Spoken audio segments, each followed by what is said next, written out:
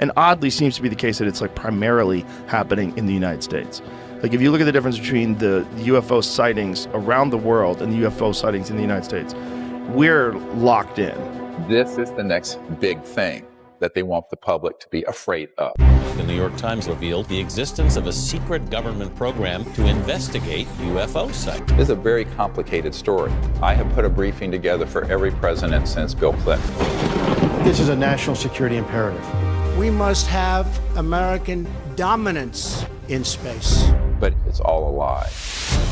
The national security state, they want to establish a planetary government by spinning that this is one set of facts, two narratives. The isn't extraterrestrial, the is covert human.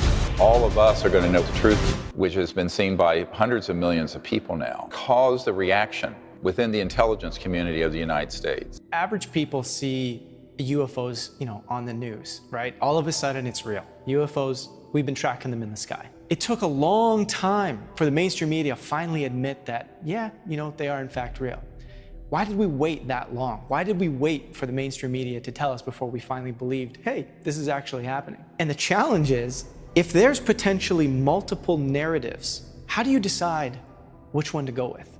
Back in the 1990s, I was read into or briefed on a project that involved an interagency group that had the ability to disclose the ET presence in a way that would frighten everyone on Earth and convince the public that there was an alien, which is completely false. It's all a lie. So in the 1990s, I wrote a paper called When Disclosure Serves Secrecy.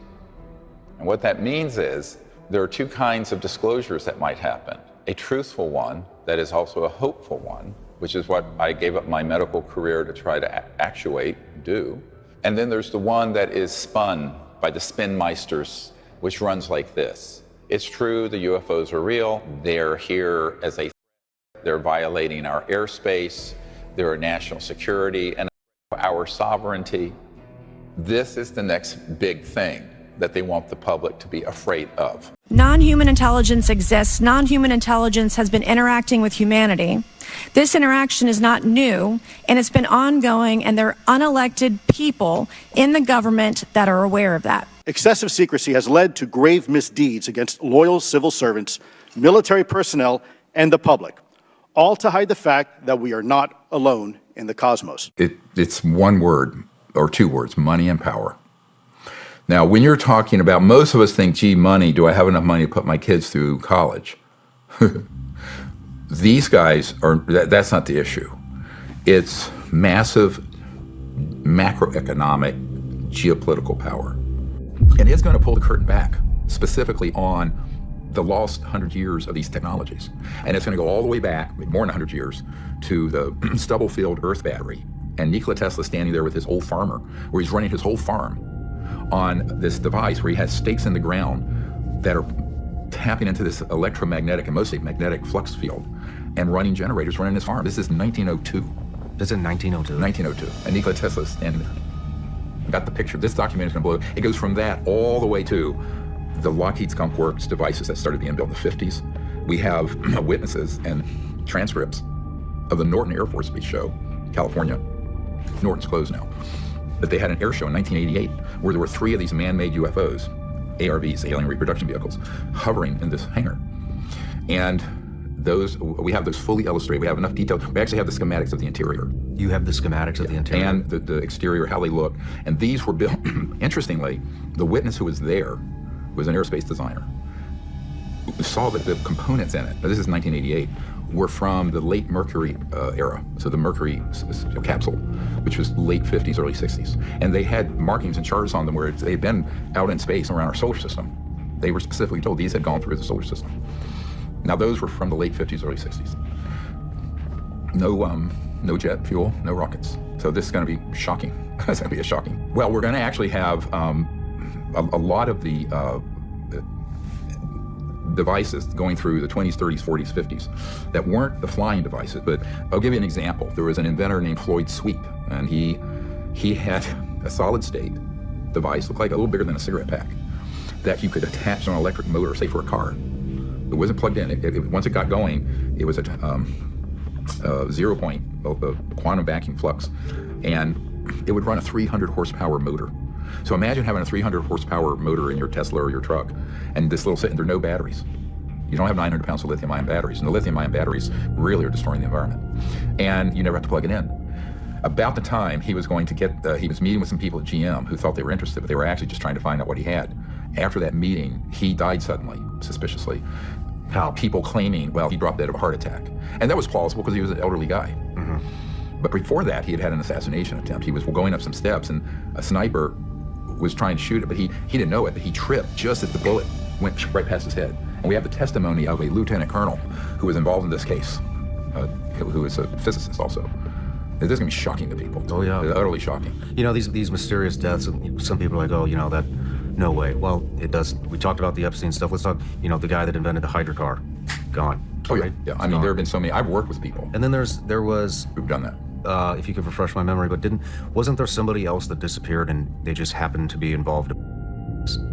Yeah, there have been a number of folks where things get set up like that around them. There was a guy doing up this recent in New York where there was a man who had recreated this water fuel cell where your car could run off water.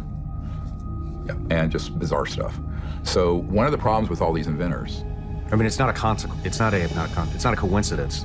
No, these are hits. But the problem is that if you're a brilliant electromagnetic engineer, but you don't know the bear you're about to poke with that technology and what they'll do to keep it suppressed, you're destined to fail. So one of the reasons we're doing this documentary is to provide the context so that people who do have these devices come to us, and we have a strategy that we briefly outline in this documentary of how to fix this problem. Well, how do you fix it? The big mistake people make, they try to patent it. And we have actually a national security order denial on a patent of one of these devices from an inventor I know. So we're going to prove this is not a conspiracy theory. Here it is from the patent office. So they ain't going to allow it. It gets confiscated. We have a patent examiner who's a PhD physicist testifying that they confiscate these things. That's in the movie. And then we say, okay, how are you going to get it out then? You have, if you try to keep how it operates secret, then you're very vulnerable. So one of the things I did for the disclosure project for my own security is to decentralize everything I have. It's called detargeting.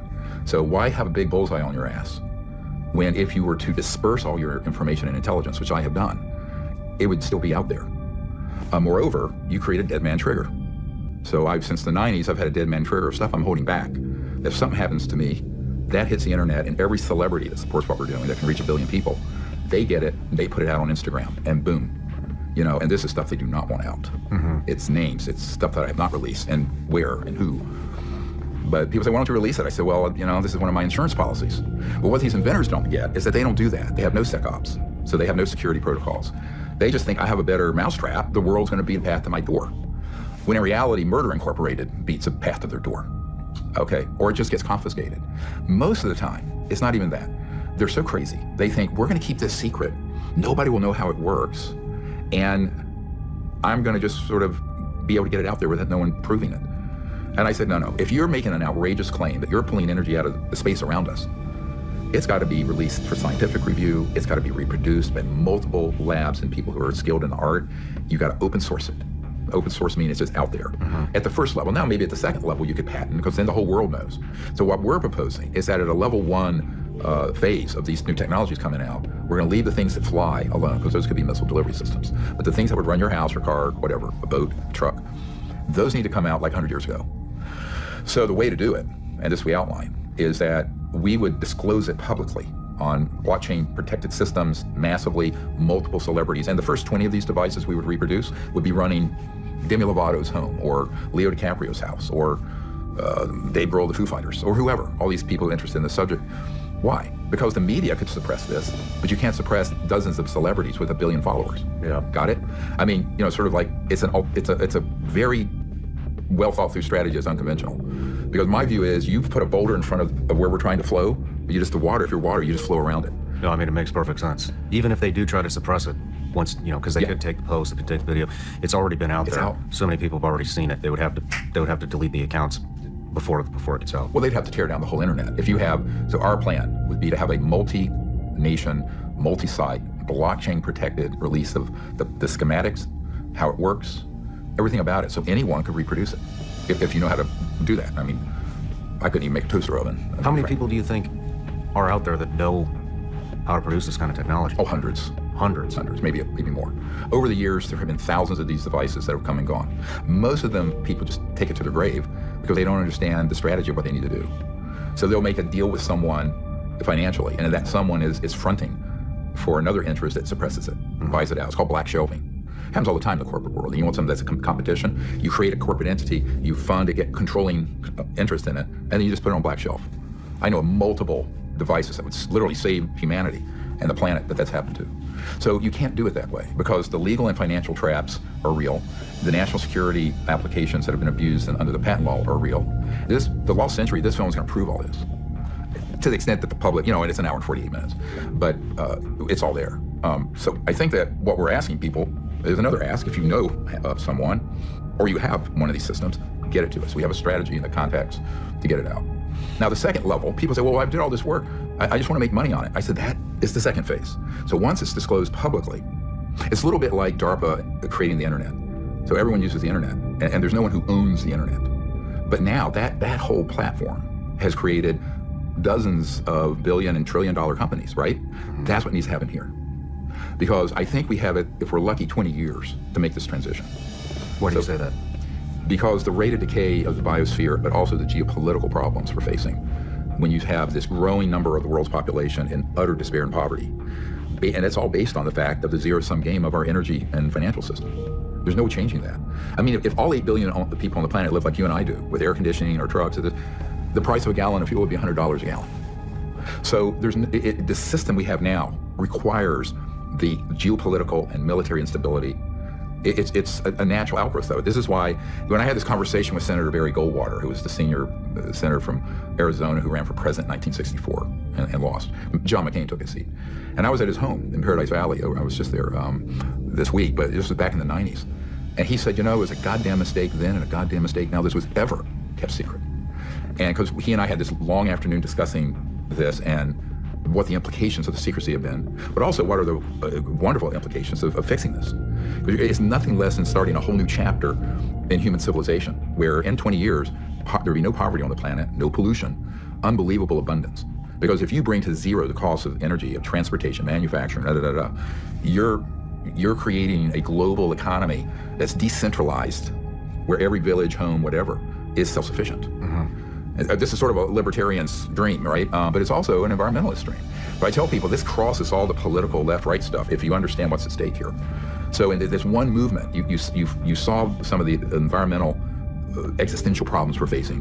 You're going to solve a lot of these geopolitical problems with oil and oil supply, Mideast, Russia, gas. But you're also going to, in a real sense, liberate the world from the current system so it can flourish without it being this handful of centralized choke points for energy. That's the plan. Now, to do it, you need to have something that works. And I always tell people, a lot of people say, well, here's a black box and take my word for it. I go, no, I don't take the word for it. On something this important, it's got to be, we have to have the plans for it, we have to reproduce it, and we have to be able to have other people, third party, and reproduce it, and it should work as advertised. Most of these inventors don't want to do that because they don't know anything about science. The sine qua non of science is independent verification and proof, and that's the other problem. A lot of these people have these inventions, but they keep the sauce secret.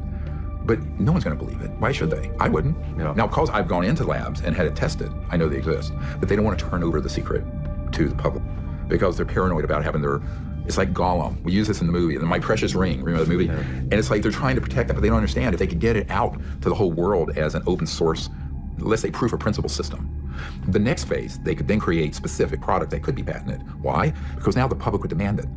The scientific community would have it, and the public would say, I want that. I want that thing running my F-150 truck. Yeah. So I'm not spending $100 to fill it up if you're a carpenter.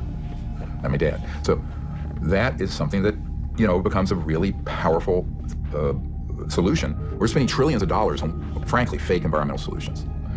I know you're right because we actually covered, I did an episode on environmental solutions, which could help with fires, could help with world hunger, it could help with a lot of things, and it got zero attention. And these guys have been walked into Congress, been walked into the Senate. Nobody gave them the time of day. And they need to contact here. If someone has something like this, and the reason they need to contact us is that I've worked with inventors since '91 who have had some version of these. And there's a certain number of known fatal mistakes they make that I'm outlining. So what I've tried to do, create a strategy that accounts for those mistakes. And it's kind of unconventional because most people, when they get something like this, oh my God, I have to keep it secret, I got a patent, I got to do this. No. You take it quickly.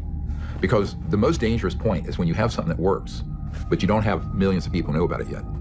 That's the window where it can be confiscated, where your lab can be firebombed, where it can be stolen, where you can be imprisoned, or killed, or whatever.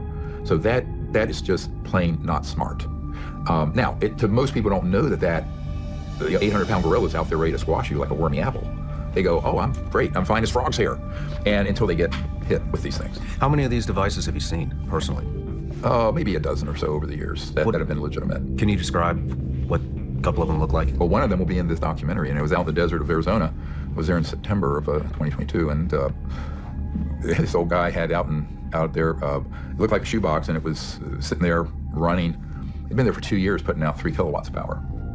Really? The average home, on average, uses about 1.5 kilowatts. What's inside of it? He had some fake circuits so that nobody could steal his little secret ring, like Gollum, Lord of the Rings. And there were some specialized magnesium alloy plates. And it was basically resonating with the magnetic field, sort of similar to what Tesla did with the Wardenclyffe, his big Wardenclyffe system, but a much higher tech version. What was the Wardenclyffe? That was what Nikola Tesla had out on Long Island. That was this wireless transmission of power, and it was pulling power from the magnetic field of the Earth and converting it to electricity. Okay. And that all eventually got blown up. But Tesla had amazing breakthroughs. One of the things we're going to show in this documentary, people think it's an urban myth, that the FBI raided his apartment when he died and confiscated all his secret papers. I have the Department of Defense letter to the FBI demanding that the FBI turn those over to them. That's going to be in the documentary. This is all going to be in the documentary? Yep. Back to the box. Does it make any sound? How does it hook up to? The only thing you hear are the things it's running. He was running air conditioners and lights and this and that. We had no wires going into it with any power. The startup battery was a little teeny 3-volt that you could take out once it was running. And how does it connect? To what? To air conditioners, to conventional wires. It had 110 and 220. Okay. And then so it could run anything. You could run your house, you could run your car. How did this guy have it hooked up? Was it did he have it wired into the fuse box or what? No, he had because he didn't want to have that on the grid. When he did it on the grid, the power company saw that there was something going on, thought that there was a solar panel tied into the grid that wasn't legal because you have to get a permit. And so he had it off. He had his own workshop and other part out on his property, just running independently off of it. Okay. So all the wires, air conditioning, refrigerator, everything. Makes sense. Yeah. And so, but his strategy is to keep it secret. And he said, well, if someone got this and tried to figure out what was going on, I have a circuit in there so it destroys itself. It's this sort of paranoid inventor stuff, right? Which I get. He spent a lot of time and money and his life's work. But I say, dude, this is how you take this to the grave. He's elderly. So what I have seen over and over again is very frustrating, is dozens of these accounts where they got it to a certain point, no one knew exactly how they were doing it, they kept all that secret. Next thing you know, someone's bought it off, they've died, or whatever, and it's lost forever. So we have to break this cycle. It's a crazy cycle. You've seen around a dozen, I believe you just said. Are they all very similar? Oh no, they're very different ways. There are like probably 18 ways to skin this cat. Really? Yeah. Are they all small, compressed, size of the shoebox type? Nope, there's some that are big rotary systems that are bigger. Yep. So you'll see in the documentary, I think we feature maybe a dozen of them historically that have existed with photos and videos and test results. It'll be an interesting documentary for people who we want to pull the curtain back on those systems all the way up to the reverse engineering and the things that fly that Lockheed Skunk Works and Northrop Grumman and these Raytheon have. This is going to be, I cannot wait to see this documentary. It's coming out in June? June 6th. June 6th. Then you have June 12th. Yes, so 6 days later, we're going to have a National Press Club event again, Disclosure 2.0 in Washington, D.C. I would love to be there for that. Yeah, well, you're invited. And we need many media people and podcast people there. The weekend before, that's a Monday, that weekend before on the 10th and 11th, we're going to have a conference open to the public where we'll be unpacking the intelligence archive, everything we've collected. Right now it's about 5 or 6 terabytes. Okay. It's huge. It's like crazy.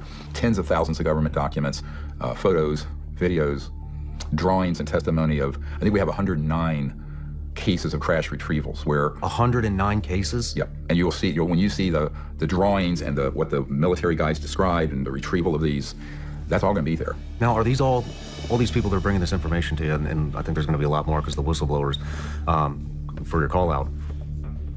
Where are all these people coming from? Are they all from the U.S.? Are they coming from all over the world? Some have been Primarily. Canadian, Australian, UK. We have a big Russian file from the KGB era that was given to me. That's in the archive. Very interesting cases, landing cases. Marina Popovich, who was Pavel Popovich's wife, they were both cosmonauts, had encounters in a case where one landed, an extraterrestrial vehicle landed, and we have all that information. I flew her over in 1995 for this Project Starlight gathering, the very first gathering of these whistleblowers and witnesses. And then in 97, we did it again as for members of Congress off-site in Georgetown. Then, chairman of committees were there. At that stage, none of them had coalesced into a movement to get where we are now. And then in 2001, we did the National Press Club event. So this has been an evolving process. That's, when people say, when do you think this will be done by? I said 1993. So 30 years ago, in my optimism and naivete, I thought, well, if I put the best evidence together, that's what we called it for the president at the time. It was Clinton, the CIA director, all these guys. The best available evidence, BAE. You'll see that in markings on some of my notes that are in this archive. We're also going to release all those documents. Last night at dinner, we discussed some of this, and you had mentioned that you have video of an extraterrestrial being dissected. Photo. It's a photo. Excuse me. That is very strange, from 1920s. The provenance of that is very interesting. A woman contacted me, and her grandmother had worked at at the Trinity site on the Manhattan Project. But then they got moved to Roswell. And her mother was there when those three craft went down. We found two of them. One wasn't found until 1951. And by the way, that was an early DEW, directional energy weapon, that downed those. And people say, oh, they crashed in a thunderstorm. I'm quite sure if you can go through interstellar space, you can navigate an Earth-based thunderstorm. But I have a document, and this is in the unacknowledged book, of a field agent writing to J. Edgar Hoover about this so-called Roswell event, saying that these flying saucers, they called them, discs, crashed because we had switched on a new, quote, radar system. So for those people who don't know, radar is often a euphemism for both a system to detect objects bouncing radio waves off of aircraft, but also in some of them are active warfare systems, electromagnetic warfare systems. So they had an early electromagnetic system in that new radar system. And this field agent, Guy Hottell, Hottell, wrote to J. Edgar Hoover as a field agent. I have that document. When I released it, the FBI had to release it. It became the most watched, looked at document on the FBI site.